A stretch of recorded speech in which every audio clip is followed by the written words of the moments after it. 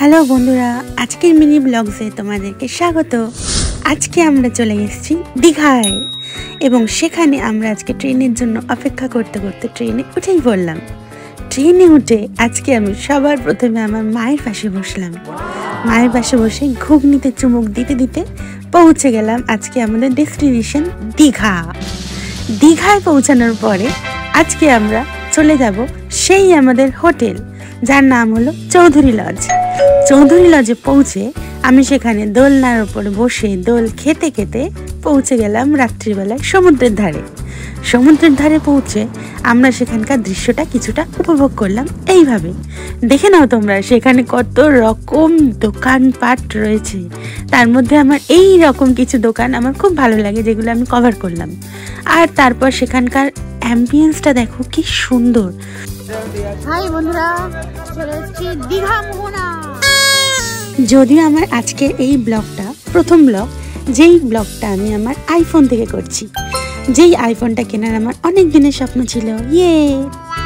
তো হ্যালো বন্ধুরা, আমাদের সাথে চলে এসেছে আমাদের ফ্যামিলির কিছু মানুষজন, যাদের কাছ থেকে আজকে জেনে নেবো যে তাদের কেমন লাগছে দীঘার এই সুন্দর ওয়েদার। বলো তোমার কেমন লাগছে? সুন্দর ওয়েদার, যা ঠান্ডা জমে গেছে, কিছু বলার নেই। পুরো ঠান্ডায় জমে গেছে। আর এই তোমার আর কিছু বলার নেই, ঠান্ডা এত লাগছে কি ভালো লাগে। ওর একটা গার্লফ্রেন্ড দরকার, পরিষ্কার কথা। এদিকে আসো তো, এই যে ডাকাত কালী, খোলো মুখটা। এটা আমাদের ফ্যামিলির সবথেকে ছোট মেম্বার, ফ্যামিলির সবথেকে কিউট মেম্বার। দীঘা এসে কেমন লাগছে আপনার? খুব ভালো। আপনার কেমন লাগছে? খুব ভালো। আপনার কেমন লাগছে? খুবই ভালো লাগে।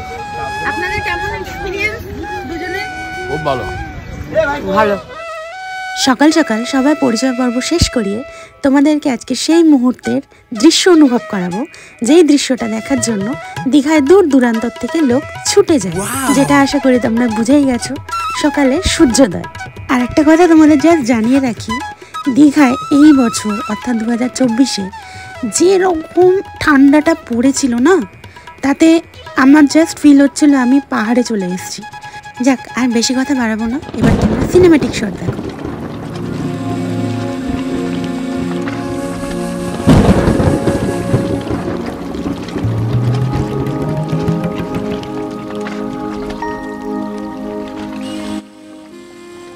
অত ভোরবেলায় ঘুম থেকে উঠে সমুদ্রের পাড়ে নাচানাচি করার পর দোলনায় দেল খেতে খেতে পৌঁছে গেলাম ঢেউসাগর। ঢেউসাগর হচ্ছে একটা খুব সুন্দর জায়গা দীঘায়।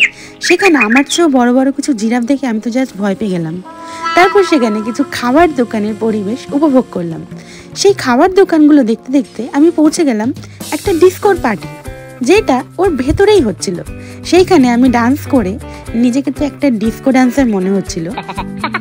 যদিও আমি তাদের মতন করে অতটাও ভালোভাবে করতে পারছিলাম না, কারণ আমি জানি তারা অনেকটাই প্র্যাকটিস করে সেখানে পৌঁছেছিল, আর আমি সেখানে কিছুই জানতাম না।